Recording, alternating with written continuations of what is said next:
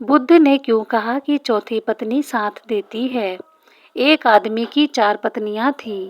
प्राचीन भारत की सामाजिक व्यवस्था में एक पुरुष कई पत्नियों को रख सकता था। एक बार वह आदमी बीमार पड़ गया। समय बीतता गया और उसे अपनी मृत्यु करीब दिखने लगी। उसने चारों को बुलाया और बारी-बारी उन्हें अपने साथ चलने को कहा।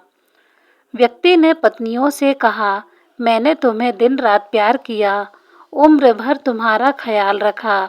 अब मैं मरने वाला हूँ। क्या तुम मेरे साथ चलोगी? पहली पत्नी ने जवाब दिया, मुझे पता है कि आप मुझसे प्यार करते हो, लेकिन मैं आपके साथ नहीं जा सकती। अलविदा प्रिय। दूसरी पत्नी ने जवाब दिया, आपकी पहली पत्नी ने आपके साथ आने से इनकार कर दिया, तो मैं फिर भला आपके साथ कैसे जा सकती हूँ? तीसरी पत्नी ने कहा, मुझे आप पर दया आ रही है और आपके लिए दुख भी है, इसलिए मैं अंतिम संस्कार तक रहूंगी, पर इससे आगे नहीं। व्यक्ति ने चौथी पत्नी के साथ हमेशा एक दासी की तरह व्यवहार किया था, इसलिए उसे लगा कि मृत्यु के बाद वह कभी उसके साथ नहीं जाएगी। फिर भी उसने अपनी चौथी पत्नी से भी दूसरी पत्नियों में साथ चलने के लिए कहा। चौथी पत्नी ने तुरंत पति का प्रस्ताव स्वीकार कर लिया।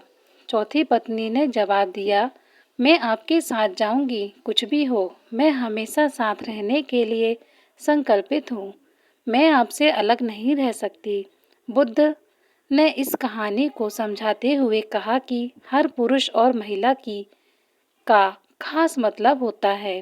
पहली पत्नी या साथी हमारा शरीर होता है, जिसे हम दिन रात प्यार करते हैं, लेकिन जीवन के अंत में शरीर कभी साथ नहीं जाता।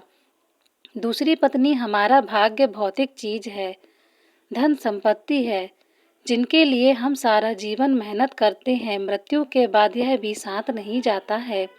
तीसरी पत्नी का अर्थ रिश्ते नातों से है। मृत्यु के बाद माता पिता, भाई बहन, रिश्तेदार या दोस्त कभी साथ नहीं जाते हैं, सब यहीं छूट जाता है। चौथी पत्नी हमारा मन या चेतन है।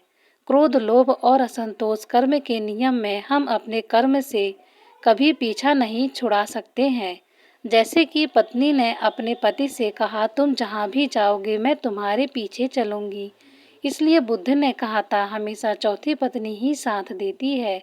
मनुष्य अपनी मुट्ठी में अपना भाग्य लेकर आता है और अपने कर्म लेकर साथ जाता है, इसलिए हमेशा कर्म हमारे साथ ही रहता है।